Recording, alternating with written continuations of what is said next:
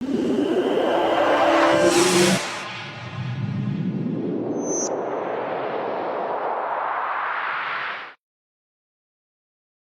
जय श्री राम में आपका स्वागत है। कैसे आप सभी? आज हम देखने वाले हैं 36 भाया थल्ले। मूवी की शुरुआत में हमें बसंती को दिखाया जाता है जो कि अपने पति और बेटी के साथ आइलैंड जाने के लिए वहां से कंपनी को इंटरव्यू दे रही होती है, पर उसकी उम्र की वजह से उसे रिजेक्ट कर दिया जाता है क्योंकि उसकी नौकरी की उम्र 35 साल होनी चाहिए, जबकि बसंती की उम्र 36 है। दरअसल बसंती की पति की जॉब आइलैंड में लग गई थी और वहीं पर वो सेटल होना चाहती थी। बेटी तो एजुकेशन ग्राउंड पर चली जाएगी, लेकिन बसंती को उनके साथ जाने के लिए आइलैंड में जॉब की जरूरत होगी, तभी उसे वर्क वीजा दिया जाएगा।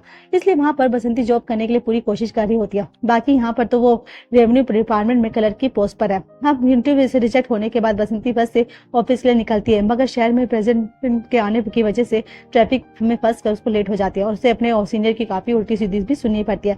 हालांकि वे किसी को बात को दिल पर नहीं लेती, वह हमेशा खुश रहने की कोशिश करती है। यहाँ पर बसंती की गिरजा नाम की एक दोस्त होती है और साथ ही जयचंद नाम का एक और वर्कर है जो उसे अपनी बहन की तरफ मानता है। दूसरी तरफ हमें बसंती के पति सेल्वन को दिखाया जाता है जो कि अभी तो यहाँ पर ऑल इंडिया रेडियो पर जॉब करता है, पर जल्दी वो आइलैंड शिफ्ट होने वाला था, पर शायद किस्मत को कुछ और ही मंजूर था। एक दिन अचानक से उसके एक बच्चे का एक्सीडेंट हो जाता है, जिसको लेकर तुरंत सेल्विन हॉस्पिटल पहुंचता है। उस बच्चे का ज्यादा चोट तो नहीं आई होती, लेकिन सेल्विन के ऊपर उसके बच्चे के परिवार वालों ने केस कर दिया होता है, जिससे सेल्विन का आइलैंड का प्लान पूरा कैंसिल हुआ। अब क्योंकि एक पुलिस वाला सेल्विन का दोस्त था, तो वो सेल्विन को तय राय देता है कि तुम ऐसा दिखाओ कि तुम्हारे घर का कोई और सदस्य उस वक्त गाड़ी चला रहा था। इससे होगा ये कि तुम आइलैंड भी जा पाओगे और कोई बड़ा केस भी नहीं बनेगा, तो उस इंसान को कोई तकलीफ भी नहीं होगी। यहाँ सेल्विन बताता है कि मेरी वाइफ बसंती का ड्राइविंग लाइसेंस बना हुआ है, मैं उससे बात करके तुम्हें बताता हूँ। इसके बाद सीन पुलिस स्टेशन की तरफ शिफ्ट होता है, जो कि बसंती के बारे में सारी जानकारी निकालने में लगे होते हैं। साथ ही वो पूरी तरह से बसंती पर नजर भी रखे होते हैं, जिससे कि कमिश्नर इंटरेस्टेड भी होता है और साथ ही वो बसंती को फोन भी सुन रहे होते हैं। अब भला ये सब पुलिस वाले ये क्यों कर रहे हैं और क्या उनको बसंती से लेना देना था, क्या ये तो आगे ही पता चलेगा। इधर बसंती को एक जो ब्यूटी पार्लर में दिखाया जाता है, जहाँ जाकर वो अपने बालों को कलर करवाती है ताकि उसकी उम्र कम लगे। और बसंती के बारे में हमें ये जानने को मिलता है कि उसके माता पिता इस दुनिया में नहीं है, उनकी मौत हो चुकी है। उसके पास अपना कहने के लिए सिर्फ खुद का परिवार ही है। यहाँ तक कि घर में बसंती की बेटी मिथिला भी उसके ठीक से बात तक नहीं करती थी। वो बसंती से प्यार तो करती है, लेकिन वो अपनी माँ की तरह नहीं बनना चाहती थी, क्योंकि बसंती का खुद का कोई सपना ही नहीं है, अपनी जिंदगी में कुछ भी हासिल नहीं किया। और रात में जब सेल्वन का घर आता है तो वह बसंती को एक्सीडेंट के बारे में बताता है और कहता है कि तुम्हारा भी तो ड्राइविंग लाइसेंस बना हुआ है ना, तुम अगर चाहो तो मुझे बचा सकती हो, बाकी तुमसे कोई तकलीफ नहीं होगी, ये मेरा वादा है। ये बात सुनते ही बसंती सलमान को मदद करने के लिए तैयार हो जाती है। सलमान अपने ऑफिसर से दोस्त से मेरी रिपोर्ट में बसंती का नाम डलवाने के लिए कह देता है, पर अगले दिन सलमान को बसंती के साथ पुलिस स्टेशन बुलाया जाता है, जहाँ पर एक ऑफिसर सलमान को बसंती का ड्राइविंग लाइसेंस दिखाते हुए कहता है कि ये 2 साल पहले एक्सपायर हो चुका है, तो भला आपने इन्हें गाड़ी क्यों चलाने दी, अब आपके ऊपर भी केस चलेगा। ये बात सुनते ही सलमान का तो सपना चकनाचूर हो जाता है, क्योंकि अभी वह फंस चुका था। इसलिए वो घर वापस लौटते समय बसंती को काफी सुनाता भी है। बेचारी बसंती, उसे भी तो पता नहीं था कि उसका लाइसेंस एक्सपायर हो चुका था, और उसने तो लाइसेंस बनाने के बाद उसको निकाल कर देखा भी नहीं था। बस इस पर सलमान बसंती से कहता है कि जानती हो, मैं एक अच्छी जिंदगी जीना चाहता था, अपनी बेटी का भविष्य बेहतर बनाना चाहता हूँ, मगर तुमने सब कुछ खराब कर दिया। घर आता हूँ तो लगता है किसी जेल में आ गया हूँ। तुमसे 2 पल बात करने चाहूँ तो तुम सिर्फ ग्रोसरीज के दाम और आज का क्या बनाना है, क्या करना है, ये सारी चीजें करती रहती हो। ना तुम खुद का अपने कोई सपना है, ना किसी दूसरे के सपने को पूरा करने देती हो। अब तुम्हारी वजह से देखो ना, मेरा सपना भी टूट गया। आज मैं तुमसे शादी करके तो बहुत पछता रहा हूँ। तो बसंती काफी बुरा लगता है और वह अपने आंसू भी पी जाती है। उसी वक्त बसंती को एक फोन आता है, जिससे उसे पता चल जाता है कि बसंती को 10 बजे कमिश्नर ऑफिस बुलाया गया था। जिसे सुनकर बसंती और सलमान को लगता है कि ये उसी ड्राइविंग लाइसेंस वाला मामला है और इसी कारण बसंती को बुलाया भी जा रहा होगा। यहाँ बीवी अपनी बीवी के साथ जाने के बजाय सलमान उसे कहता है कि तुम अकेले ही जाओ, मैं वहां नहीं जा सकता। बेचारी बसंती क्या ही करती है, उसके पति के साथ उसकी बेटी भी उससे नाराज होती है, क्योंकि वो भी आइलैंड नहीं जा पाएगी। फिलहाल अगले दिन हिम्मत करके बसंती कमिश्नर ऑफिस पर पहुंच जाती है, जहाँ कमिश्नर उसे कहते कि 2 दिन पहले आपकी बेटी में स्कूल में एक फंक्शन था, जिसमें एक चीफ गेस्ट आए हुए थे।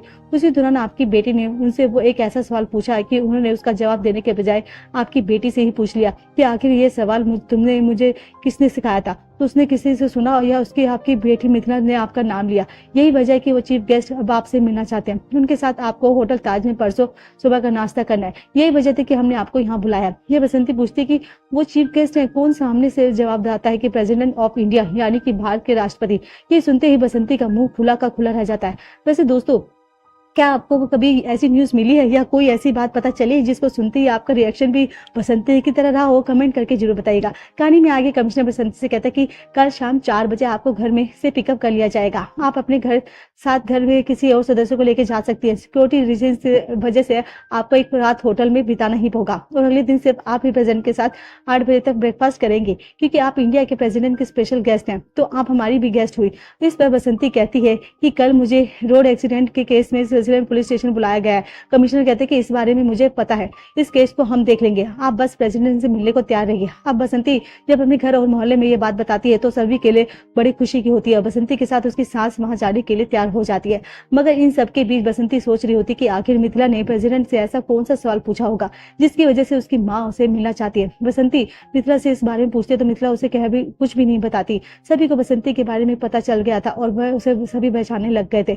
बसंती रोज बस से जाते ही दौरान आनंदी नाम की एक औरत से मिलती है जो कि एक बड़े कपड़े की दुकान पर मालिक यहाँ काम करती है और यहाँ पर जो भी अपने मालिक से बसंती के बारे में बताती है तो बसंती उसी के यहाँ से सारी साड़ी वगैरह खरीदती है। और फिर अगले दिन बसंती को लेने एक गाड़ी आती है जिसमें वह अपनी सास के साथ बैठकर होटल के लिए निकलती है। उसके मन में यही डर होता है कि आखिर मिथिला ने प्रेसिडेंट से पूछना क्या होगा।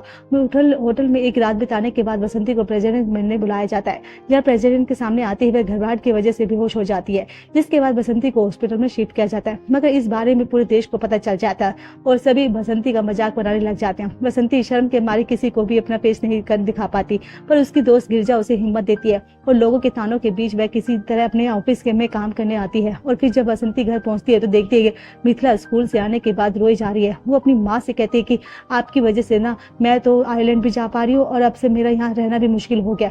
आपकी वजह से सब मेरा मजाक बना रहे हैं और आपके ऊपर तो अब सब मेरे को कमेंट्स कर रहे हैं और आपके ऊपर तो डिनर करने गई थी उस वहाँ पर बेहोश हो गई थी। उस वक्त केस खत्म होने की वजह से मेरा और मिथिला का वीजा क्लियर हो गया था और हम दोनों आइलैंड जा रहे हैं। अब क्योंकि तुम्हें जो जॉब नहीं मिली ना, तुम तो नहीं जा सकती और कुछ कभी करके तुम्हें जल्द ही बुला लेंगे। ये सुनकर तो बसंती एकदम टूट जाती है। वो कहती है मैं यहाँ अकेली रहूंगी, क्या करूंगी? तुमने टिकट्स वीजा सब कुछ करवा लिए ना, मुझे बताया भी नहीं और अब जा रहे हो तो बता रहे हो मुझे तुम कब लेकर आओगे? 1 साल या 2 साल बाद या फिर कभी नहीं। तुम्हारे पेरेंट्स को भी अब मेरी जरूरत है नहीं, लेकिन मेरी बेटी को है। कुछ चीजों का मुझे उसे एहसास नहीं है, लेकिन उनका सवाल कौन रखता है? माना तुम एक अच्छे पिता हो, पर मैं भी एक अच्छी माँ हूँ, उसे मेरी जरूरत है। अगर जाना है तो तुम चले जाओ, कम से कम मिथिला को तो छोड़ जाओ। बसंती की इन बातों पर भड़कते हुए सलमान कहता है अच्छा फिर मैं उसे तुम्हारे जैसा बना दूं जिसके लिए घर की 4 दीवारी उसकी दुनिया है।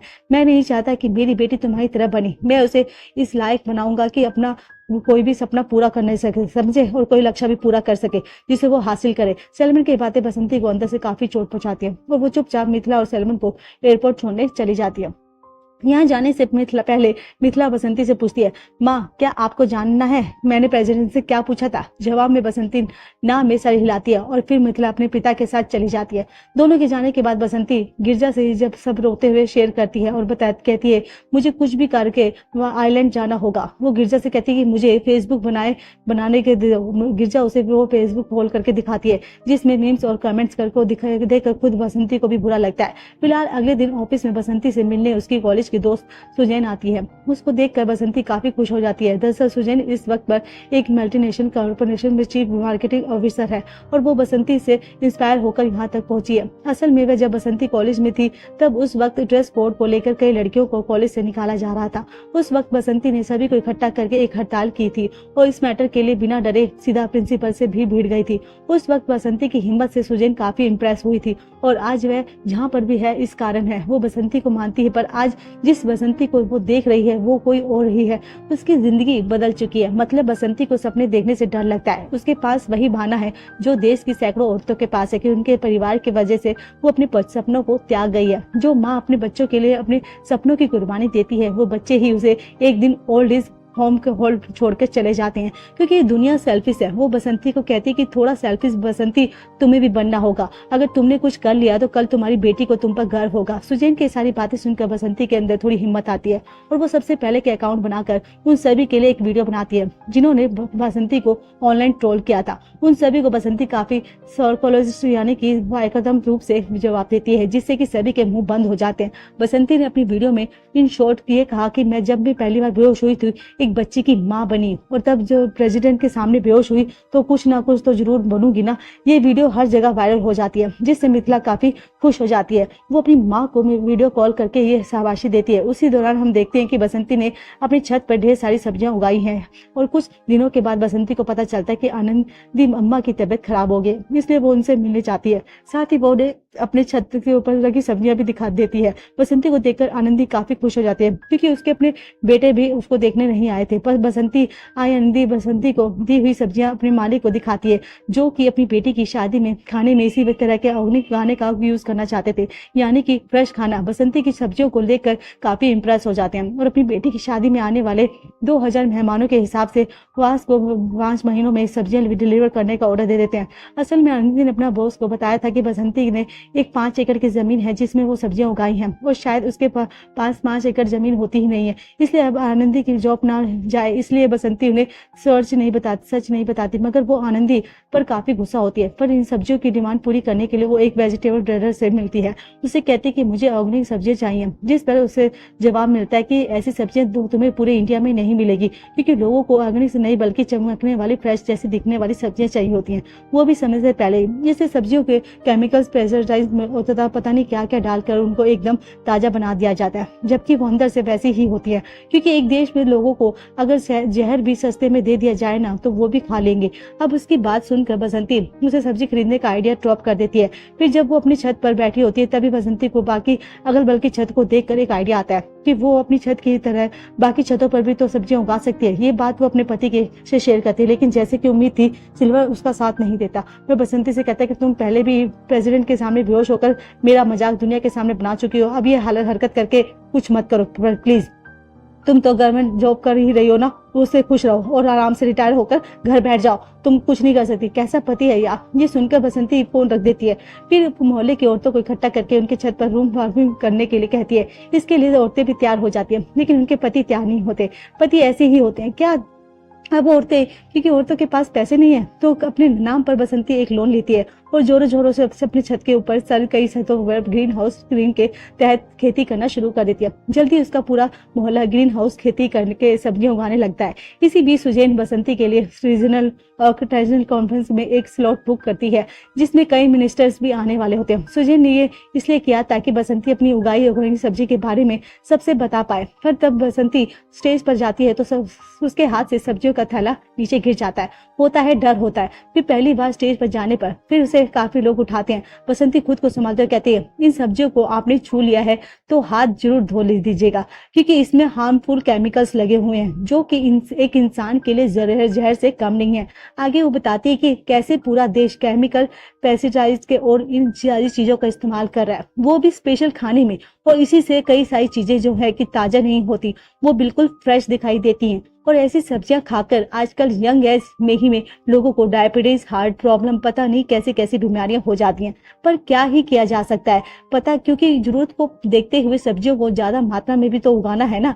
लेकिन हमने तो घर बना लिया है, जमीन बची नहीं है, तो अब हमें इस मॉडर्न समस्या का मॉडर्न हल ही ढूंढना होगा। अगर हम अपनी छतों पर ही सब्जियां उगाएं, वो भी ऑर्गेनिक तरीके से, तो पूरे देश को फ्रेश और ऑर्गेनिक सब्जियां मिलेगी, वो भी मस्त स्वाद के साथ। मैंने हाल ही में एक शादी के लिए सब्जियों का ऑर्डर लिया है, जिसे हम पूरा भी कर लेंगे। इसलिए मैं चाहती हूँ कि सरकार इस चीज को पूरे देश में फैलाने में मेरी मदद करे। उसकी सोच सुनकर सभी ताली बजाने लग जाते हैं और एक मिनिस्टर को बसंती की आइडिया वो काफी पसंद आता है। वो कहते हैं कि तुमने हमारे साथ दोगा, तो ये मैं बसंती सुनकर काफी खुश हो जाती है। और जब वो घर आती है तो वहाँ सेल्समैन आया तो होता है। बसंती से कहता है, यहाँ पर मिथिला का काफी प्रॉब्लम हो रही है, इसलिए मैंने इंतजाम कर दिया, तो अब तुम हमारे साथ आइलैंड चल रही हो। साथ ही वो ये भी बताता है कि वहाँ पर मेड रखना काफी महंगा है, तो तुम्हारा वहाँ पर रहना काफी हेल्प हो जाएगा। सेल्समैन के इस बात को सुनकर बसंती समझ गई कि मेरे पति की नजरों में मेरी इज्जत किसी काम वाली के बराबर है। वो कहती कि आज तुमने मेरे बारे वहाँ होने का इंतजाम कर लिया, पहले तो नहीं कर पाए, क्यों हो तो आज कैसे कर लिया। वो जाने से इनकार कर देते और बिल्कुल सही किया। उसने ये देखकर सलमान उसकी बात मिथिला से करवाता है, जो बेचारी रो रही होती है। उसकी आवाज सुनकर एक माँ का दिल पिघल जाता है। फिर बसंती सलमान के साथ आइलैंड जाने के लिए तैयार हो जाती है। एक माँ का दिल ऐसा ही होता है, वो अपने बच्चे को हमेशा अपने पास ही रखना चाहती है, फिर चाहे जो भी हो। इस बात पर दोस्तों वीडियो को लाइक कीजिएगा। अगले दिन बसंती अपने ऑफिस में जॉब रिजाइन करने के लिए जाती है, तो वहाँ पर सभी को वर्कर से मिलती है, जिसमें रामचंद्र तो उनकी बातों से बसंती से कहता है कि जानती हो बसंती, तुम्हारी बेटी ने उस दिन प्रेसिडेंट से क्या सवाल पूछा था। मुझे उसकी एक दोस्त जो कि हमारे पड़ोस में रहती है उसने बताया। रामचंद्र सवाल सुनकर बसंती की आंखें खुल जाती है और वह आइलैंड जाने का अपना फैसला त्याग देती है। जैसा मिथिला ने प्रेसिडेंट से पूछा था आखिर हमारे देश में ज्यादातर महिलाएं कुछ बड़ा क्यों नहीं कर पाती, इसे इंदिरा गांधी पर विद्या पाटिल इन सबसे अपना नाम कमाया, ऊंचाइयों पर पहुंचे, लेकिन ऐसा कोई दूसरा क्यों नहीं कर पाया, क्यों काफी महिलाएं अपने रुक जाती हैं, अपने सपने रोक देती हैं। बसंती अपने पति से कहती कि अगर मैं आज ममता में पढ़कर कमजोर पड़ गई तो मेरी बेटी के लिए मैं हमेशा एक लूजर ही रहूंगी, इसलिए मुझे अपने सपना पूरा करने में कोई नहीं रोक सकता। बाकी रही बात मेरी बेटी की, तो वो अपनी माँ को समझेगी, और अगर आप हमारे बीच में के रिश्ते में इज्जत करने के साथ मुझे थोड़ा सा भी समझते हो तो मुझे मजबूर ना करो। जाने पर यह सुनकर सलमान माँ चुपचाप चला जाता है और बसंती के उन सब्जियों के ऑर्डर को पूरा कर देती है। और इसी के साथ बॉस को जब पता चलता है कि 5 एकड़ की जमीन वाली बात झूठ थी, तो वो बसंती की कोशिश देखकर काफी खुश हो जाता है। जल्द ही 1 साल बीत जाता है और अपनी फार्मिंग की वजह से बसंती को पूरी दुनिया जानता है। वही मिथिला के लिए उसकी माँ उसकी एक रोल मॉडल हो गई थी, क्योंकि एक समय मिथिला से प्रेसिडेंट से जो सवाल पूछा था उस सवाल की वजह से नहीं, बल्कि उसका जवाब बनकर बसंती प्रेसिडेंट ऑफ इंडिया से राष्ट्रपति भवन में जाकर अपने पति और बेटी के साथ मिलती है। इस बार बसंती ना तो डरती है और ना ही घबराती है, बल्कि उनकी आंखों में आत्मविश्वास की झलक होती है, जिस कारण आज उसकी बेटी और उसका पति उसकी इज्जत करते हैं। कभी तो बसंती जो गिर गई थी, आज वो पूरी ताकत से दोबारा उठकर खड़ी हो गई। इसलिए दोस्तों, गिरना बुरा नहीं है, बल्कि गिर कर खड़ा होना ये गलत बात होती है ना। जब तक जिंदगी में तब तक हम अपने सपने और जिनको पूरा करने के लिए कोशिश करते रहे हैं, वरना और है ही क्या जिंदगी में। क्या पता दोस्तों, इन बड़े नामों में से आपसे किसी का नाम शामिल हो जाए। इसी बेहतरीन मैसेज के साथ ये यहीं पर मूवी खत्म होती है।